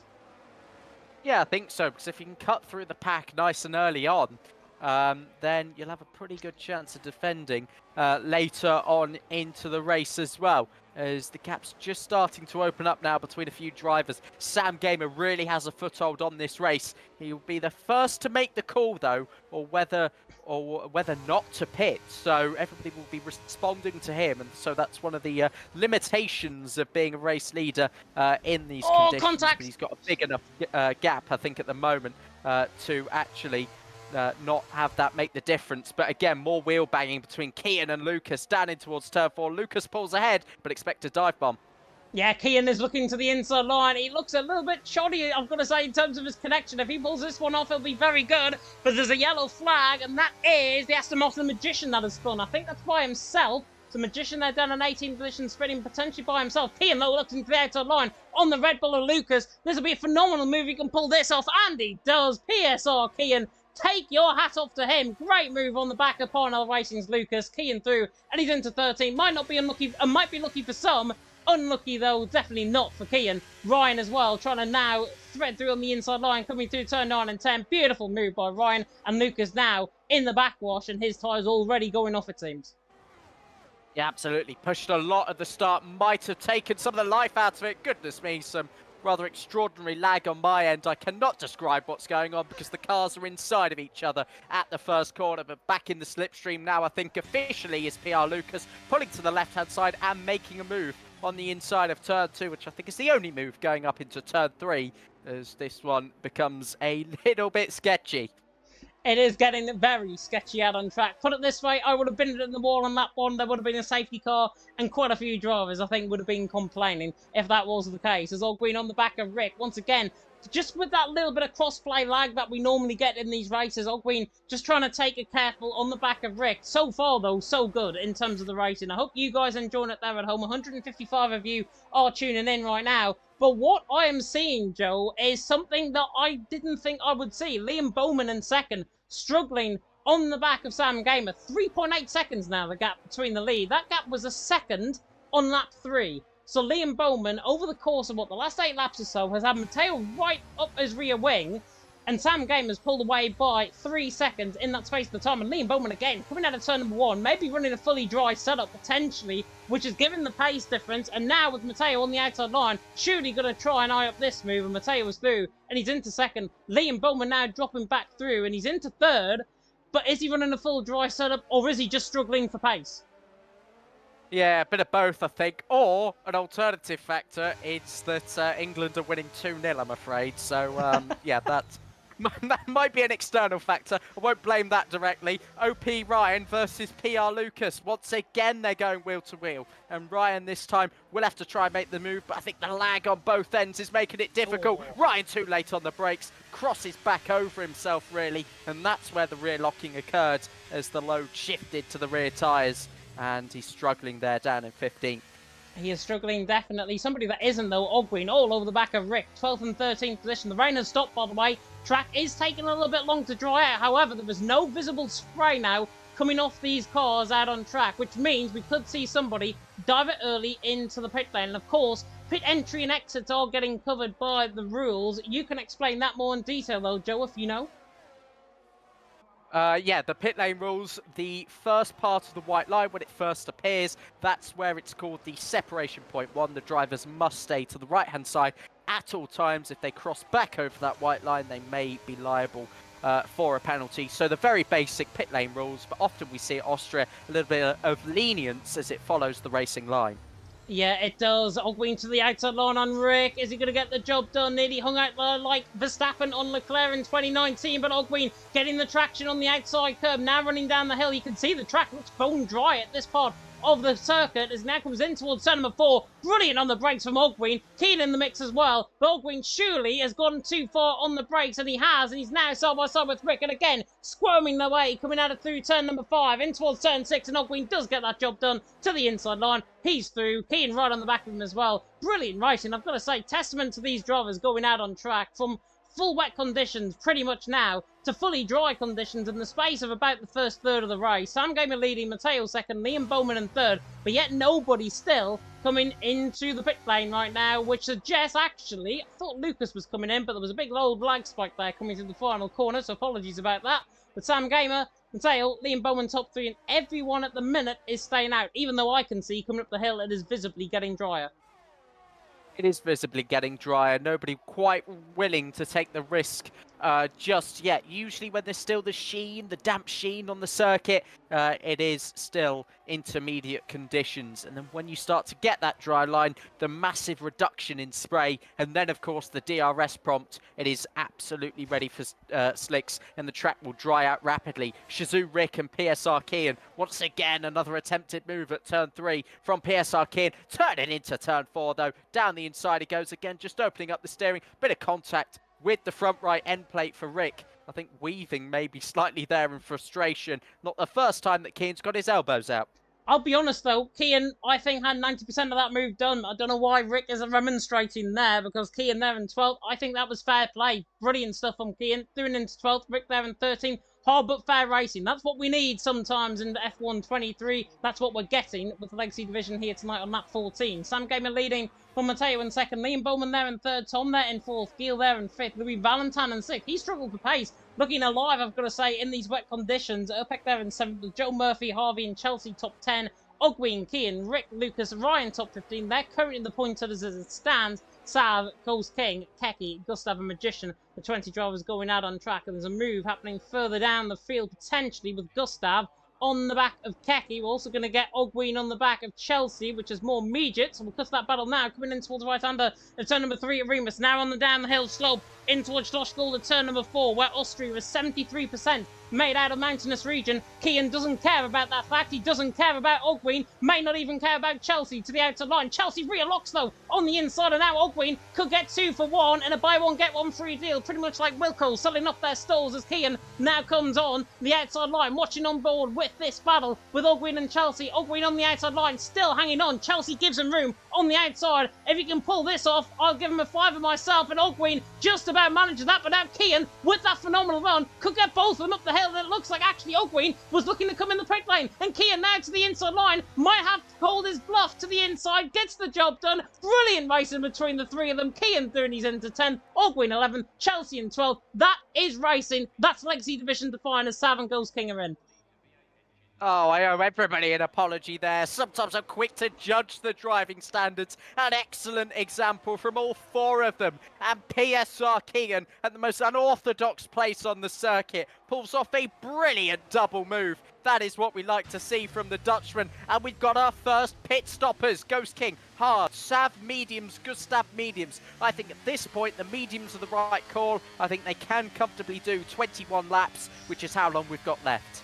Lucas on the outside line as well on Rick. Sam Gamer picks up a 3-second penalty. That's coming through turn number 7. The Red Bull tries to go around the outside of Lucas on Rick, but doesn't get the job done. Rick comes back through. DRS is now enabled, and Sam Gamer's coming in toward the pit lane, and he is into the pit. So he boxes into the pits, and the Red Bull now, everyone will be filtering in, regardless of the position that they're in right now. Matteo in, Liam Bowman in, Tom in, Giel in. Everyone's coming in, like Hockenheim 2016, I think it was, with Hamilton, or 2019, I forget sometimes, but Kian in, Ogween in, everyone into the pit lane, and that means we are now in drive running, and this is going to make the race hell of a lot more interesting, especially because Sam Game is on the set of hards, majority of the guys in behind, set of mediums. Absolutely. So these guys are going to be looking to push within the 3-second penalty range and then maybe try and latch onto some DRS. That might be a bit of a stretch, but it is certainly game on at the front of the field, despite the huge gap that Sam Gamer possesses. For the most part, everybody quite good there on the pit entrance. I was watching them quite eagerly, and they've all got the memo superbly. Ghost King, who took that 1-lap undercut, has actually found a little bit of track position here, up into 12th place now, and on the back of Ogween for the next DRS straight. It's now enabled. We're going to start to see the overtaking at an even higher rate. Yeah, overtaking commencing. Hopefully the driving standards as a result do not drop, because it's been brilliant so far. Chelsea on the back of Rick. Lucas on the back of Ghost King. They're looking for moves. Attention towards Slosh Gold. Ryan as well, right on the back of Chelsea. He's got the ERS on, and he goes the inside line. Does the OP man down the inside and towards turn forward Slosh Gold. Again, a bit of a lag contact there with Rick on the back of Lucas. Now brings Chelsea, knocks him back a position because of that. And I think he got put off by that, arguably from Chelsea's perspective. Ryan there through, and he's into 15. Chelsea there in 16. Nothing he can do about a lagging car in front, but Ryan, what he can do, certainly, is try and negotiate them very quickly. Indeed, 20 laps then remain. Sam Gamer's lead has already been eaten into by about half a second. Liam Bowman on the back of Matteo as well. These two can DRS off each other. They can support each other in trying to catch up to Sam Gamer. Here's the first instance of it. Through goes Liam Bowman and up into P2. Matteo might fancy it down in towards turn 4. Louis Valentin, who started in P11, is up into P5, and don't rule out him latching onto this train and getting into the podium hunt. Yeah, definitely so. Liam Bowman, though, I've got to be honest, he made that look very easy on the back of Matteo, who nearly locks up onto the back of him through turn number 4 as well. But Liam Bowman, what he has been lacking in the wet, is now making up for in the dry, because it looks like he's gone fully dry setup, whereas most people potentially may have had a little bit of an influence in terms of their setup, as Giel and Urpek are getting their elbows out coming through turn 7 and 8. We missed that battle completely, but Giel through on Urpek. Hards maybe better than mediums. Mediums might be better than hards. The Sam Game has picked up another 3-second penalty. It's all going wrong for the man in P1 right now. The pressure getting to him. Parnell racing at the minute. Look away now. Liam Bowman with the fastest lap of the race. Hards, one thing. Lightning strikes 3 times for Sam Gamer. 1 3-second penalty. The next coming in the pit lane. Set a hard compound of tyres. He'll be fresher at the end of the race. But his third lightning strike was that 3-second penalty, and that now does him in for the rest of the race.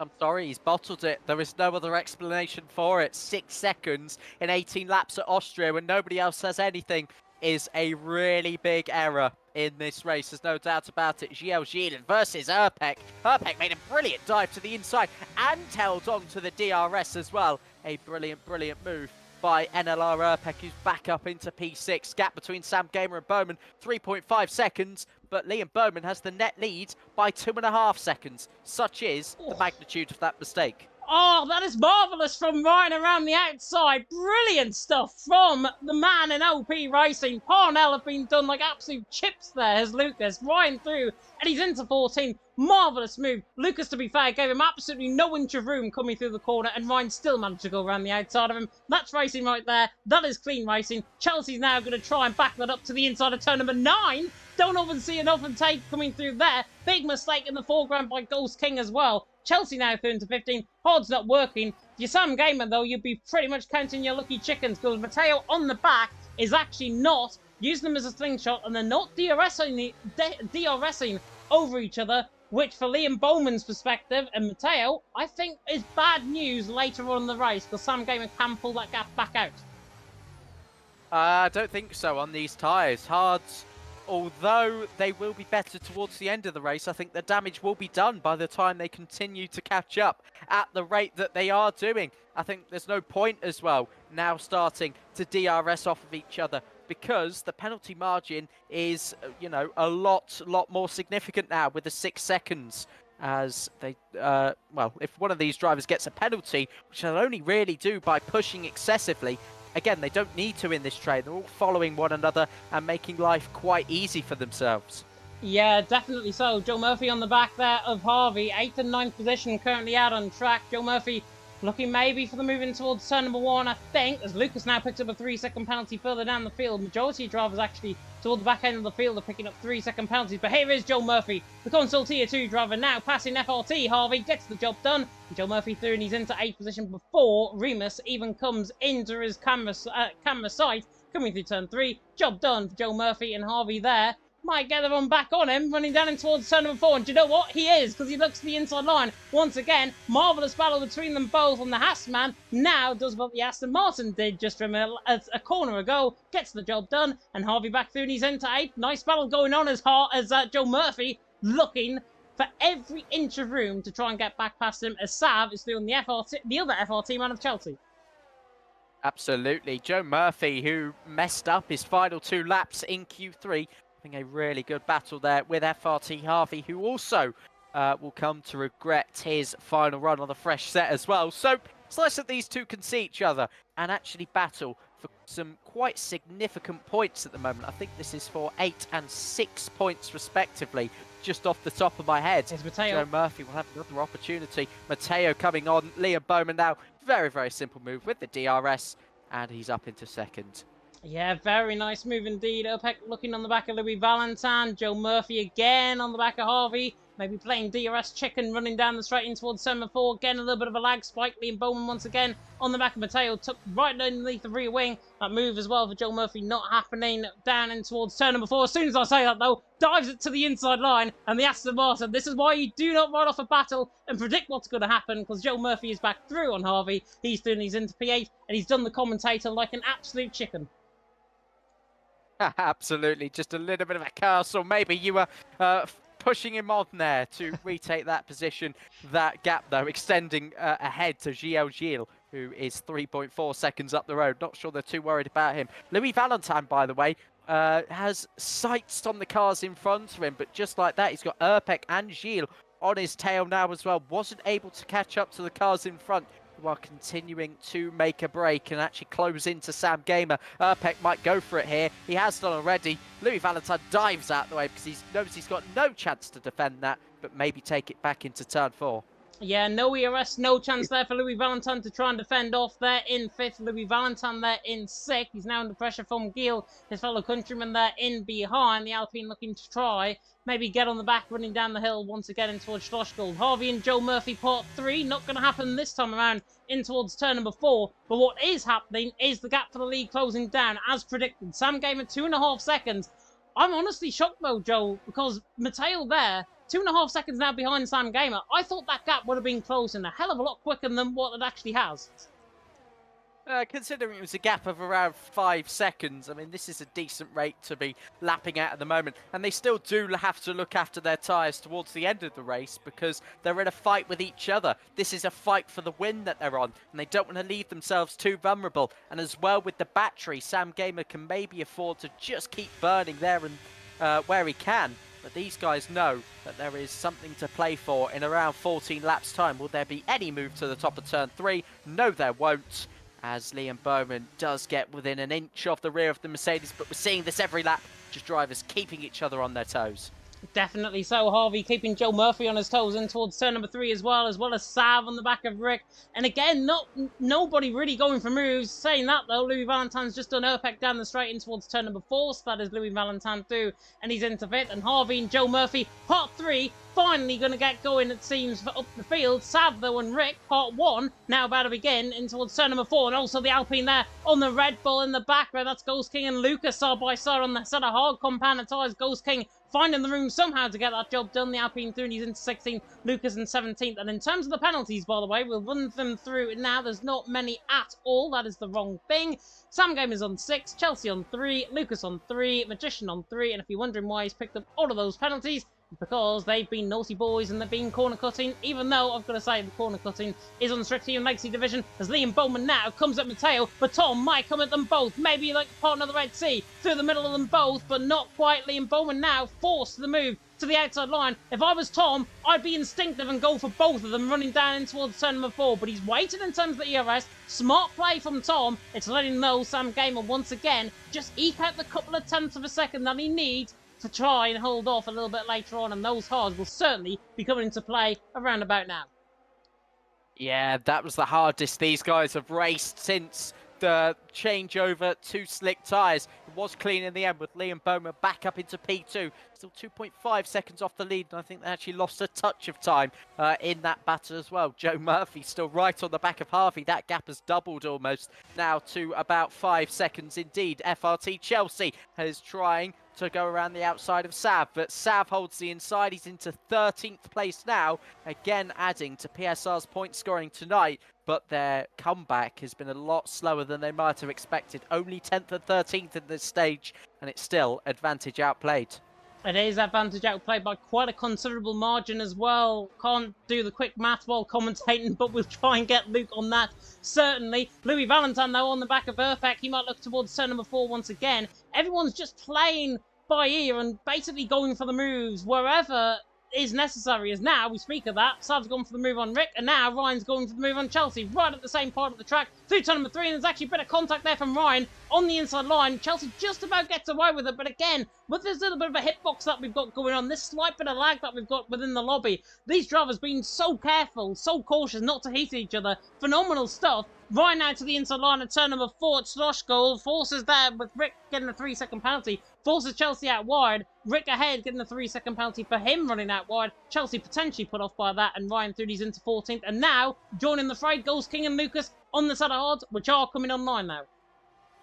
Yeah, absolutely. A lot of drivers also on second warning, so one more, and they are going to face the inevitable 3-second time penalty. The drivers will know that, which is why they're just being a little bit cautious, trying not to hit each other. There's an example. PSR Sav pick up a 3-second penalty. That looks like an extension at the final corner. Louis Valentine has re-overtaken NLR Urpec, and he's actually closed in a little bit to the DRS train in front of him. So having Urpec to work together with has been quite a benefit.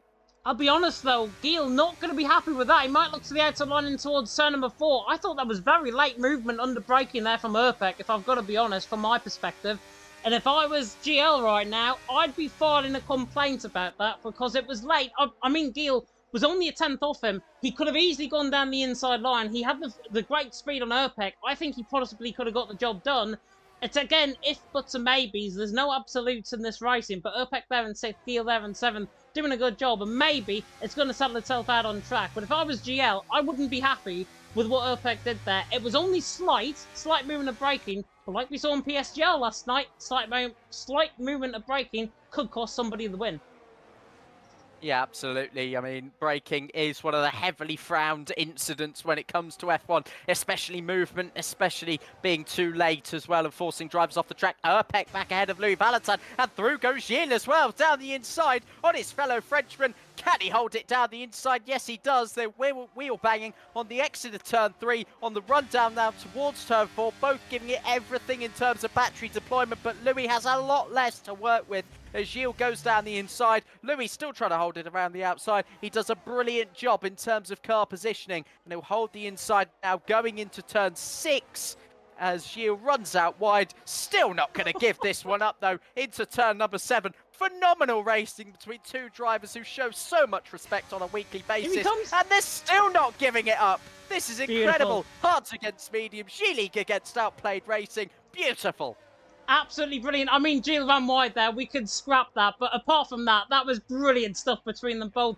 Fair play to them. They've earned their fee. They don't get paid, by the way, these guys. They might be on contract within their teams. They do not get paid here in Legacy Division, apart from that $1 grand prize pool that we have at the end of the season. But that is worthy of a $1 grand move there from Gilles and Louis Valentin, as now Matteo and Tom try and eye up a move on the back of Liam Bowman. The Scotsman now under pressure. Matteo hemmed out into dry, and now Tom on the back of him, running to the inside line. Is he going to risk this for the move, though? I don't think he will. Tom again, not invested totally in the move, but Liam Bowman side by side with Matteo. Matteo very late on the brakes, rear locked. Liam Bowman now on the outside, trying to respond back to him. The Scotsman and the Spaniard going side by side as they come now through the left-hand turn number 6, and Matteo does get the job done. Liam Bowman, though, is still there, side by side, but in the end, Matteo's through and he's into second. It's marvellous racing here in Legacy Division. Oh, I wish I could drive like this. Matteo through into second, Liam Bowman in third, but look what that's doing, Joe. Sam Gamer 3.2 seconds clear and extending.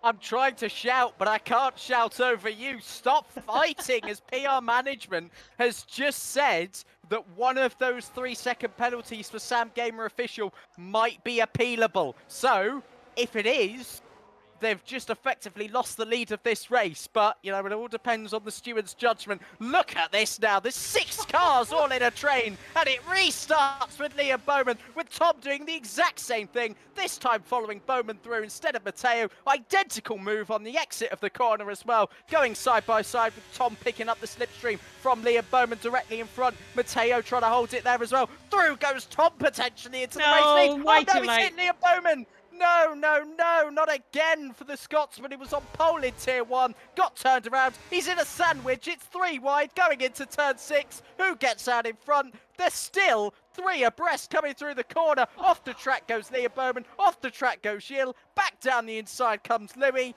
This is remarkable. It's like the wacky races has begun here in Austria. This is phenomenal stuff, and Gilles is still top by side with Louis Valentin and gets the move back past. Unbelievable scenes from the Frenchman, gets the job done on his fellow countryman, G-League through, ahead of OP. Oh, how they like that. It is fair, all fair in love and war, and Tom, once again, is coming back at Matteo, maybe up the hill, in towards turn number 3. Sam Gamer, by the way, 4.8 seconds clear. He might be on for the race win now. Tom now goes to the inside line. It was far too late on Matteo, but he's got the job done in a clean style. I don't think that's going to be reported, maybe with Liam Bowman, certainly. But, speaking of Liam Bowman, he's gone to the inside line and Uppbeat. Very late on the brakes, albeit by the Scotsman. Now runs side by side, running down the straight in towards turn number 4. I don't think we're going to see moves, though, at this part of the track. And now the calmness once again presides over these guys, as Harvey and Joe Murphy potentially going to go for round 4 and behind as well. But Sam Gamer leading, Tom in second, Matteo in third. It might be hard racing, it might be fair. But I tell you what, these guys have got some guts, some determination to try and attempt the moves like that. Yes, there's contact involved, but everyone, I mean, 3 wide coming through turn number 6. Where in the rarity of league racing do you see 3 people going 3 wide, albeit with a bit of contact there, coming through turn number 6? I've never seen that before. Brilliant stuff. I mean, I've never seen it before, but they've been so aggressive. It's great for us to watch. There's no doubt about it. But they might have just re-handed Sam Gamer the victory when it looked like he lost it. I said he bottled it as soon as the second 3-second penalty came through. The gap now, 3.5 seconds. And Matteo and Tom are only likely to battle again. So this could be back in the Parnell Racing drivers' hands. Whoever comes through to win, it will be their first in the tournament, the first for their team in the tournament. So this could be a historical night, whichever way it goes. It could. I tell you what, key into the inside line as well on Joe Murphy. He's now got in the battle with Harvey. Is Harvey missing a right side end plate? I'm just going to confirm this from his camera shot. Joe Murphy there. Just trying to see. No, he's not. I thought he was missing a right side end plate damage. A right side end plate, sorry, for Harvey. He's there in 8th. Key in there in 9th. Doing a fantastic job. This race still continuing on. Tom now beginning to break away. Sam Gamer's not going to get away with it. But you want about that 3-second penalty. I think it's the second 3-second penalty that we saw because they were very quick in advance of each other. So I think it's that second 3-second penalty for Sam Gamer. And if that is the case, it did come up remarkably quick, I've got to say, for him to pick up 3 seconds. It might just be the case where I've had in the race in the past where I get a 3-second penalty, then that's followed up by 2 warnings, which then is a 3-second penalty as well. It's a slight glitch in the game, so might be that one that's appealable.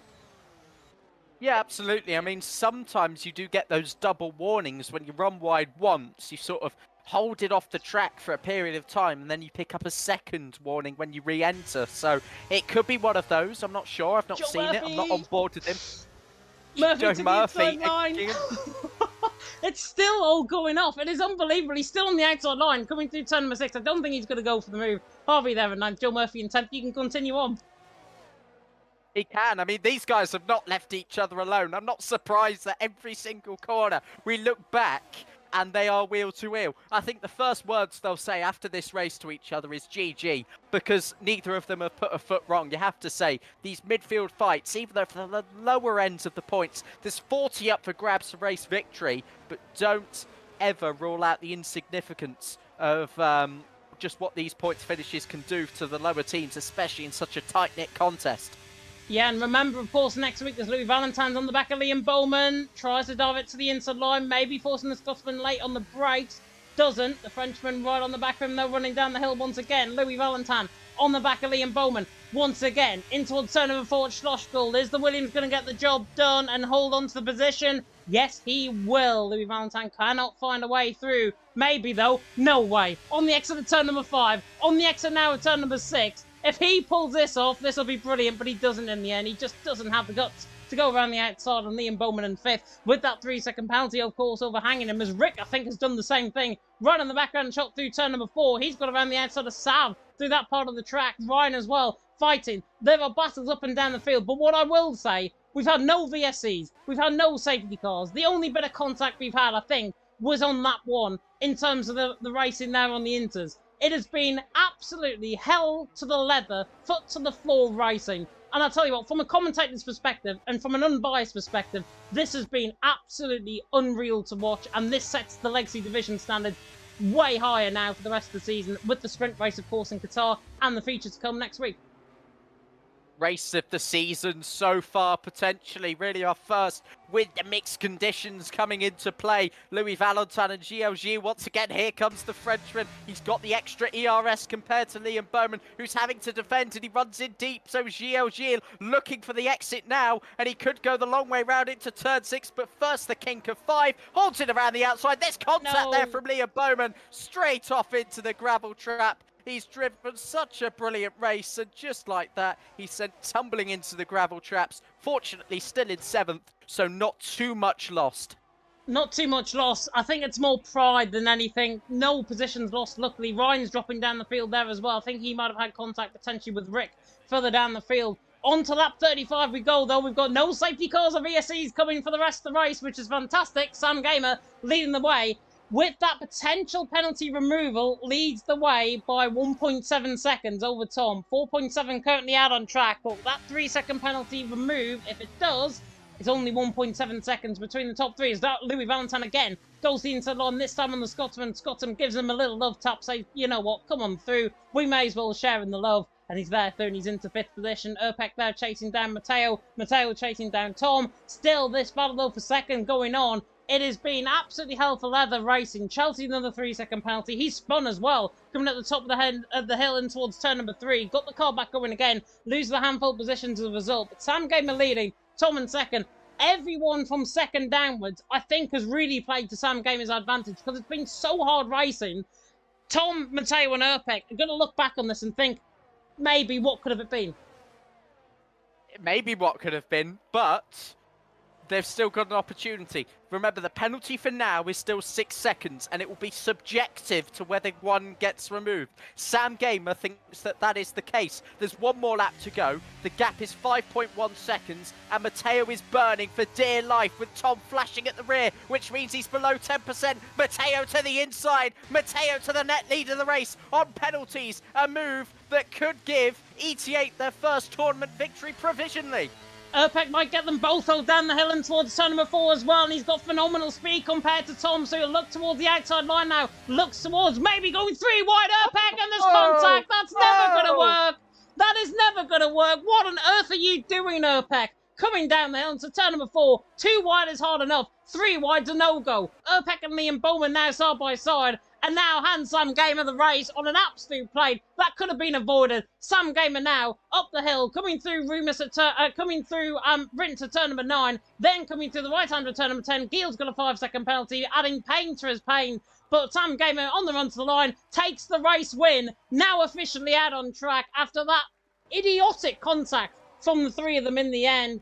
Not sure what they were thinking. Louis Valentin there in 2nd, Urpek there in 3rd, Tom in the end in 4th. There are going to be a few penalties getting removed. They're side by side though to the line and behind. Ogween and Kean side by side. I think that was for 9th and 10th in the end. Ogween there with penalties in 11th. Kean there up into 9th. But my word, what a race. But that contact, Joe, into turn number 4. 2's a charm normally into turn number 4. That suffices. 3 wide and Urpek late on the brakes. Absolute no-go. Do not know what he was thinking. I'm trying to re-watch it because I've never seen anything like that in my entire league racing career of 4 years. Complete misjudgment. Unbelievable to see that. Sam Gamer has been through hell and back. He had 6 seconds of penalties. The gap was being eaten into, down to around 2 seconds. They were all fighting 3 abreast into turn 6 at one stage. And he got the time back. He wins by virtue of that last lap collision. I've never seen anything like it. Yeah, and the Canadian punching there to the top step of the podium in the end, I think, regardless of how that race went, he had the real knack, I think, in terms of the strategy. He had everything right on the day. And in the end, Sam Gamer does take the race win. But what could have it been if they didn't make contact in towards turn number 4? That is the question that's going to be on everyone's lips by the end of tonight.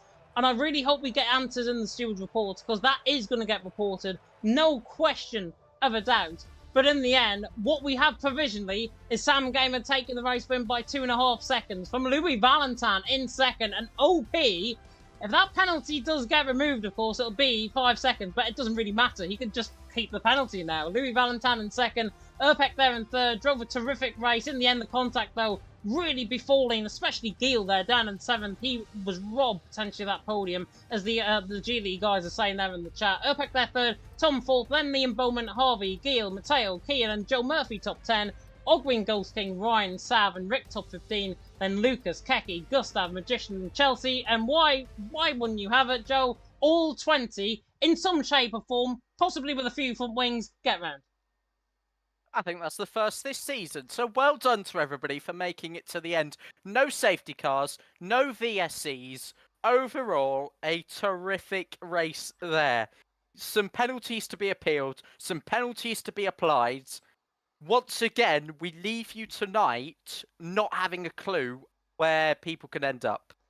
Exactly. And I think that's I guess it's in some case, the beauty potentially of what we have seen tonight, and it's the beauty of league racing at the end of the day. It all gets decided, like the FIA, in the stewards room, and hopefully we will get some interviews. I'm going to take you to the interview screen, because I'm going to ask the top 3 guys to hopefully join us. I know it is very early in the afternoon for Mr. Sam Gamer there in Canada, so hopefully we will get him in if we can.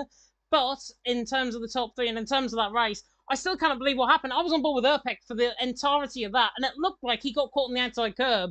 But I saw a comment there. Matteo looked like potentially he's come across on Tom, and the contact being potentially sandwiched by Tom right in the middle of them both, forcing each other basically into like a loophole, into like a black hole. And unfortunately, the contact being made, It's simply not good enough at this level, though.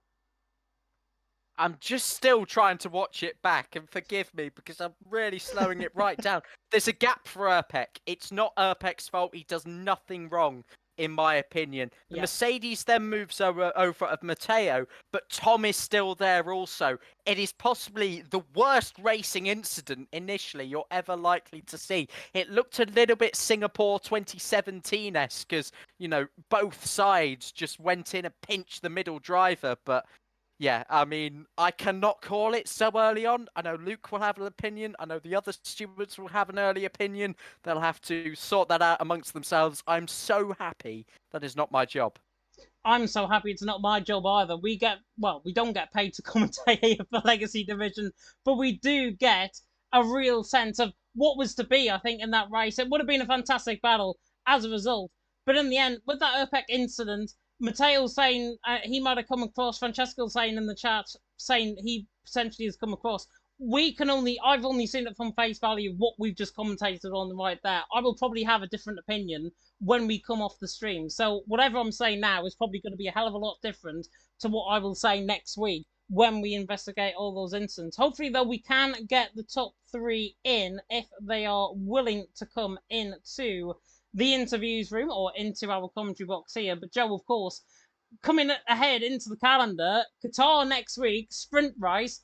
Did my commentary in PSGL around there, and it was the cleanest race of the season. So I've got big hopes for Qatar.